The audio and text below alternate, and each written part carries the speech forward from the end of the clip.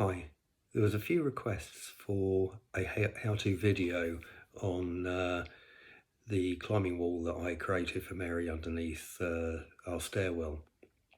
Um, it was a pretty straightforward project, to be honest, utilising just a few materials, the selection of which was quite important, and I'll explain why. The project itself only actually took a day to create, and I did have some materials that were pre-prepared from another wall that I'd created for about a year ago. But I'll explain how to create those as well, and hopefully it'll put everything together so that you can create a wall for yourself if indeed you want to. I'll go through initially the materials that we used and go through why those were used. And the wall that I create is utilizing the same materials that you'll find at your climbing gym, and used for the same reasons that they use them. One of which is specifically birch ply. This is really the best type of plywood that you can utilize over and above any cheaper shuttering or red type ply, which tends to splinter, to warp, and not be anywhere near as expensive as birch ply.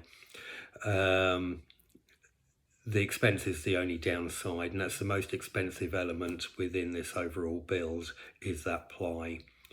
It comes in 8x4 sheets and is quite weighty. It's 18mm thick, and it is a two-man job to lift and to cut and support it.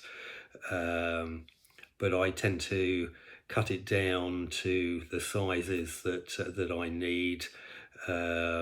I pre-drill everything and make sure that the installation is easier than it would otherwise be given the weight. Birch ply itself, one of the beauties of it is that it's a very thick veneered product and quite a beautiful wood. So you've got a number of options on finishing. You can just have it as a light sanded finish.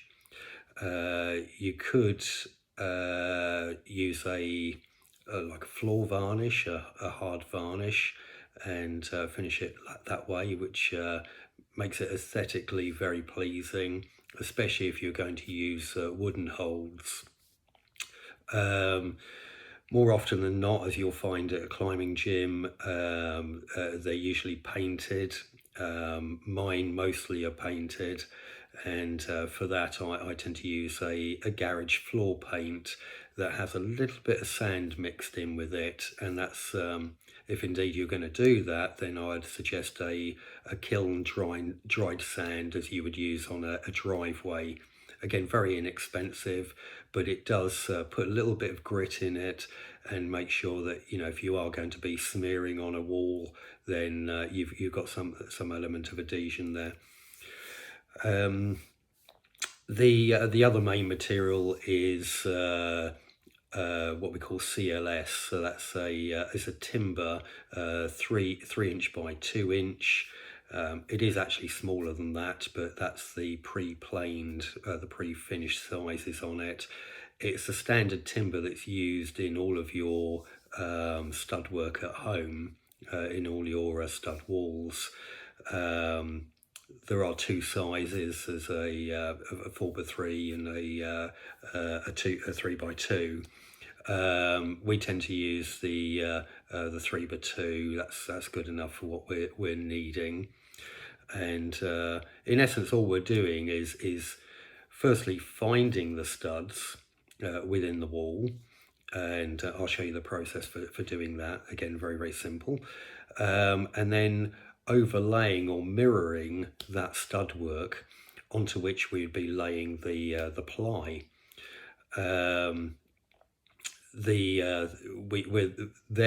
We're gaining all the strength of the wall.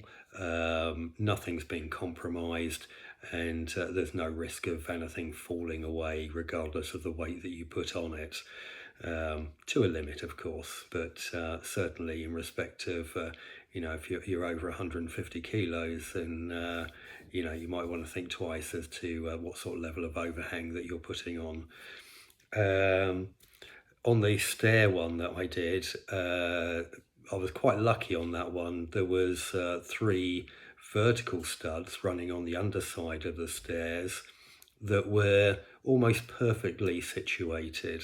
I could run studs over the top of those existing studs, just sandwiching that plasterboard, and once that was overlaid with the stud, then it was just a case of screwing on the birch plywood, as I say.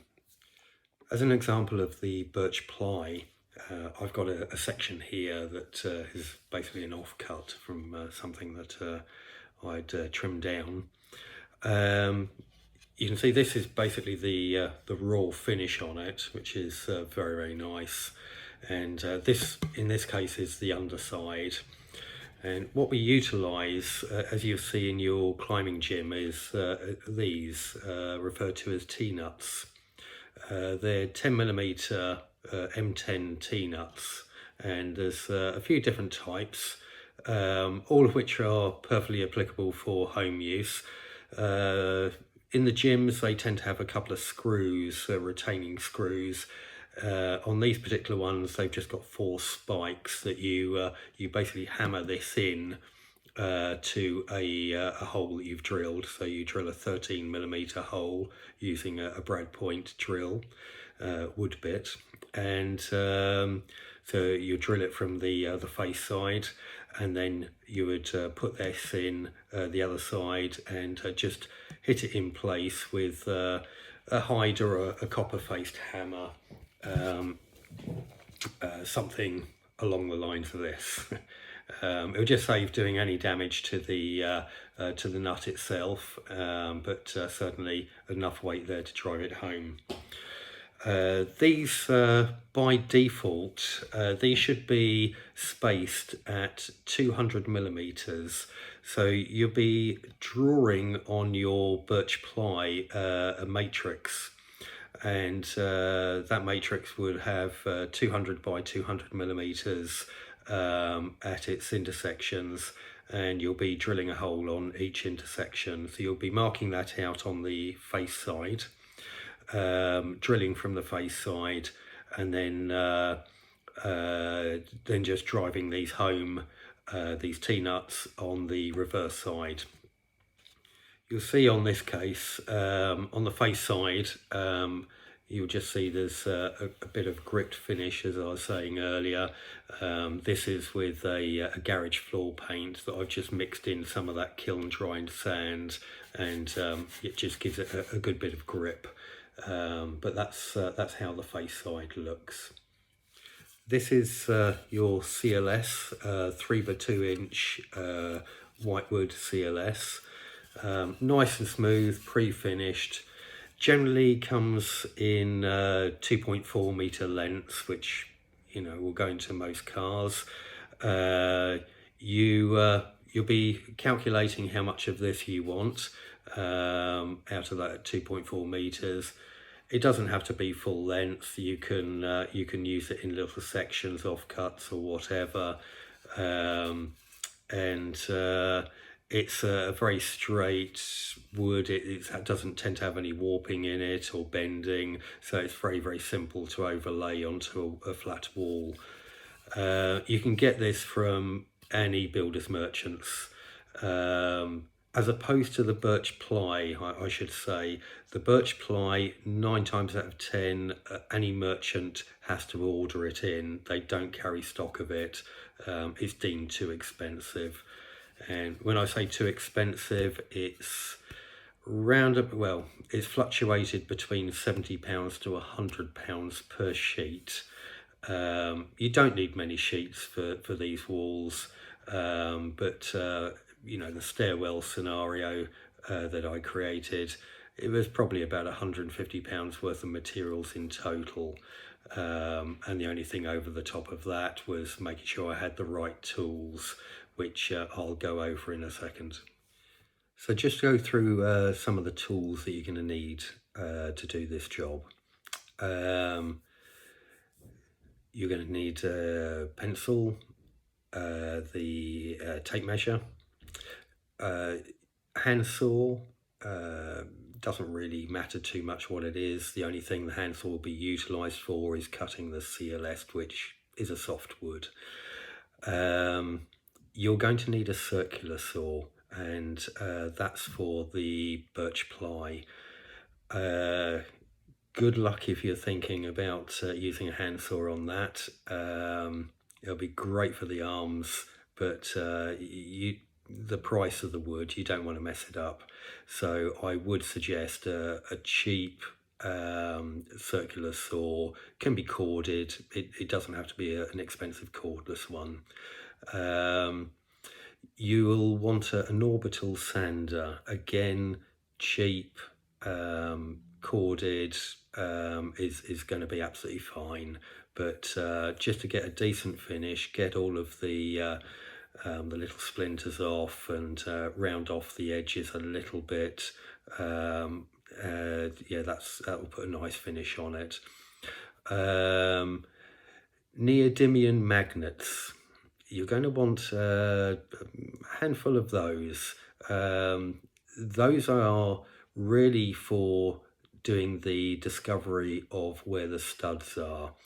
And the way I do that is by using neodymium magnets over the wall, just to find where the mounting screws for the plasterboard is. And once I've got a magnet in place, I replace it with a little pencil mark, and then move down to the next area that I think that the stud is likely to be, or the direction it will be going. Studs are usually distance at around about 400 millimeters apart, so I usually start discovery between sort of 300 to 400 and see what I can find. If you've ever seen the construction of a wall, of a stud wall, you'll have a pretty good idea as to where they're likely to be. And the magnets are just very handy to to maybe leave in place. I have half a dozen that I just put in place. I can visualize how that stud work is laid out, then make my marks and move around, and then I can just see, okay, what I've got to work with. The other things you're going to need are a cordless drill. And I mentioned earlier about 13 millimeter hole. Now that is quite important, because when you have a 13 millimeter brad point drill, you're going to want something that's going to be able to take that. And so you'll need quite a sizable drill to be able, the chuck needs to be able to hold that 13 mil capacity. So that's one thing to keep in mind if indeed you're sourcing a drill, is finding something that can hold a 13 mil bit. You're going to want an impact screwdriver, and these are cordless, but again, they can be inexpensive. It's going to make your life a lot easier. We're putting in some pretty long screws, going through 2 sets of stud, and also through the birch ply. So you want something with a little bit of welly behind it to get those screws in soundly. You'll also want some sawhorses or trestles to be able to lay out that birch ply for cutting it. I use 4. 2 really isn't going to help you out when you get to actually cutting it in half.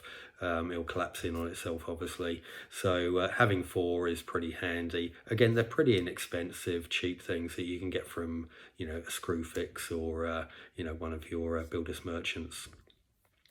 Really, that covers everything that you're going to need tool-wise, other than the, maybe the copper-faced hammer or hide-face hammer, and everything else, yeah. it's just basic, very basic hand tools that you're requiring, but those are the specific ones for this project. One of the other considerations for the project is the holes, and what holes you have, what holes you're going to be sourcing, and where to get them. This is quite important because it's a bit of a funny market. If you go onto the likes of eBay and try and find holes, or indeed, Facebook Marketplace or anywhere like that, what you're going to find is holes that have been zoomed in on that are way smaller than you anticipate. They're going to be made of pretty poor materials, and equally, they're more than likely come off of very cheap children's outdoor climbing walls. These are not suitable. They're not going to be fit for purpose. So the ones that I utilise are things like Core Systems, some of the more professional setups. And the reason that I do that is that I can guarantee the size. Here's one that I have, and the other thing that they have is this screw hole. So you've got this mounting screw here, which is our M10 Allen bolt that will screw into that T-nut on the birch ply. This one here, especially if you're doing anything sort of strenuous on the holes, is going to stop this hold from rotating. If it rotates, especially understairs, you're going to have problems, or whoever is on the hold is going to have problems. It's going to be a quick trip to a hospital. So I would definitely recommend having holds that have these anti-rotation screws in them. There are ways around it, insofar that what you can do when it's mounted, if it didn't have that hole, you could put a secondary screw down here, and then that would stop it from rotating in that direction. But not particularly the best choice, but it is a way around that. These are cast resin holes, and very, very juggy, very reliable, and as you saw on Mary's understairs scenario, it's pretty perfect. It's there's no risk of coming off this at all, really. Your hand isn't going to slip off it. So certainly do some homework on the holes, find some good professional holes, and don't be tempted to find anything on eBay or marketplaces.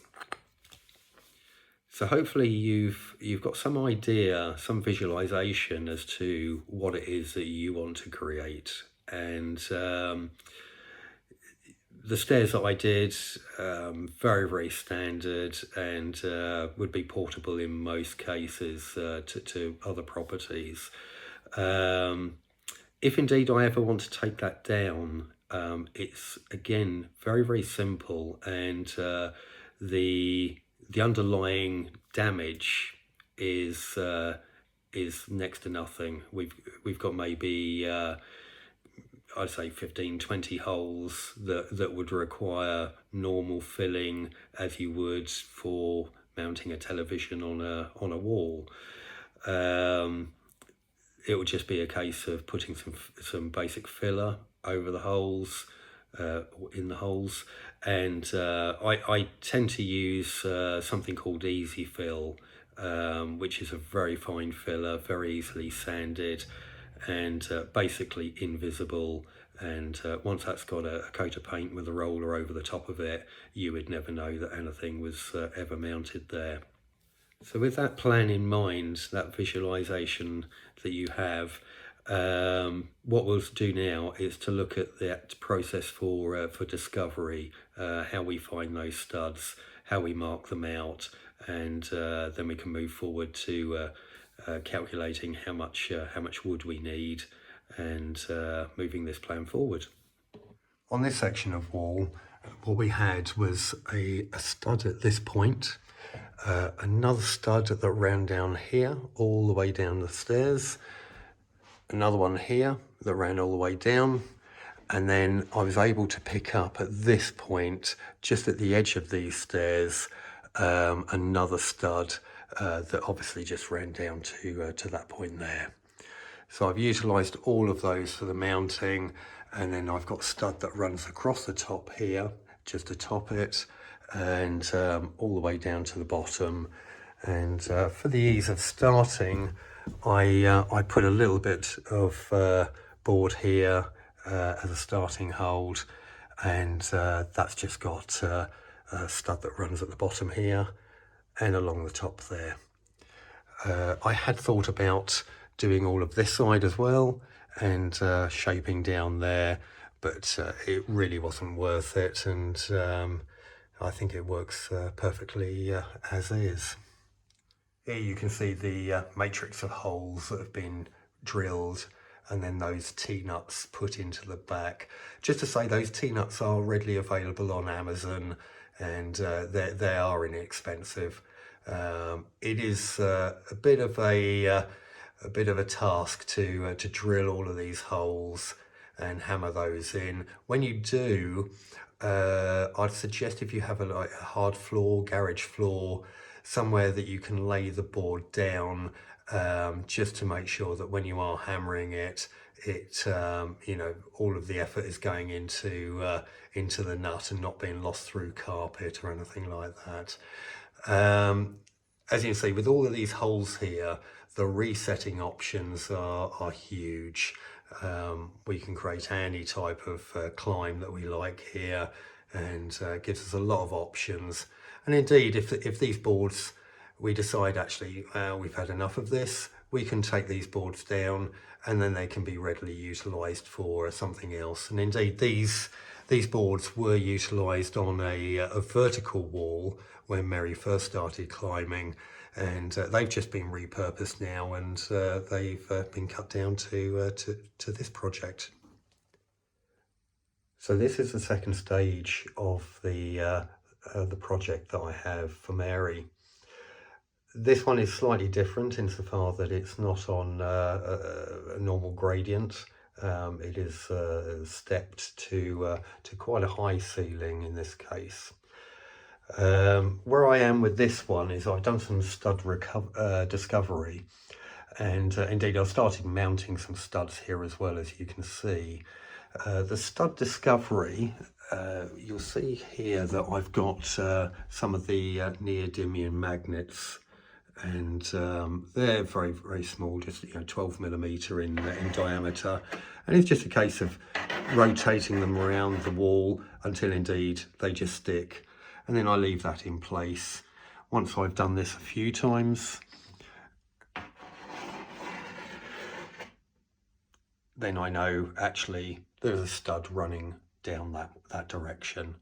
And that just gives me an idea, although I'm not going to be running a stud down here, what I am going to be doing is to run a stud across in this direction, so that I'll be dropping this ceiling down so that I don't have to remove this coving.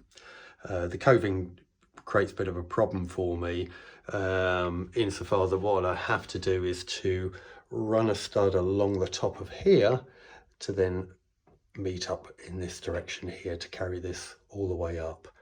And then I've also discovered here, here and here that there's a stud running centrally that I can then build that down to that level, and then I can mount my my birch ply square section to create a sort of false ceiling, as it were. And then that will be strong enough I can mount anything onto that. I'll also be covering this back section of wall with the birch ply, running studs in the corner here that I've discovered, along here, and there's another stud running here, and another one running down the side there. That will give me plenty of strength in that section, and indeed I'll do that section first, then this section, which means that the upper section will be able to sit on this back section and give it more support along that back top edge. This one here, unfortunately, this is a solid wall, and I'm going to have to mount a stud along here as I do on the other side, but this will be with rule plugs and a little bit more of a job there, but that's the only bit of wall that I'm going to have to drill. So my plan for this is going to be running campus rungs, maybe 2 sets of campus rungs there and there on this section of wall, and then I've got a number of hanging items, exercise items for Mary, that I'll probably mount 4 on this part of ceiling, and it's quite a high section here, so there'll be plenty there, and then that will traverse onto this side, and I'll be running holes, a variety holes all the way up here, which that's a good 5.5 foot of height there, and that will give a variety of exercise options and fun sort of traversing from one type of hold to another, especially coming from the swinging holds coming round to this side.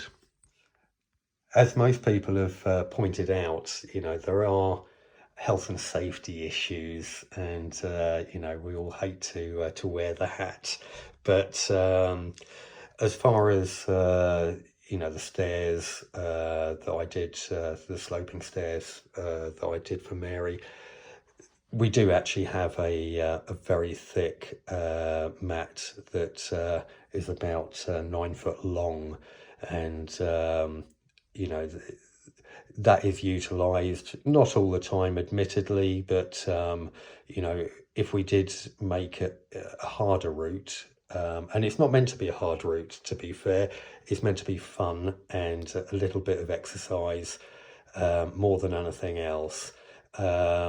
A harder route, it would need to have a proper mat. This scenario here, this is going to have another device, which in essence is going to be leveling out this stairs. So I'll be picking a suitable height, probably at around about this stair level, and then building a reverse set of stairs to flatten off this slope on the stairs, so it's coming onto a solid floor at that level, and a mat can be placed over the top of that. That again, that's going to be relatively straightforward. It's going to take a bit of material, bit of the birch ply, quite a bit of stud work, because I'm going to be mounting supports down to each of the stairs, and also I'm going to be looking to articulate it so it's going to fold up onto this side of the wall when the wall section isn't in place. So it would then fold down, and all of the legs then would unhinge, fall down onto these stairs, giving suitable support so that she's got a flat platform to really just to be safe. So once you've discovered these studs that are inside the stud wall here, you'll be measuring out the lengths of stud that you need, cutting them to suit, and then screwing them in. Now, the considerations on the screws is that in this case they'll be going through, this is actually 36 mil on this side, then you've got 12.5 millimeters of plasterboard, and then you'll have at least another 36 millimeters before you'll be hitting plasterboard the other side.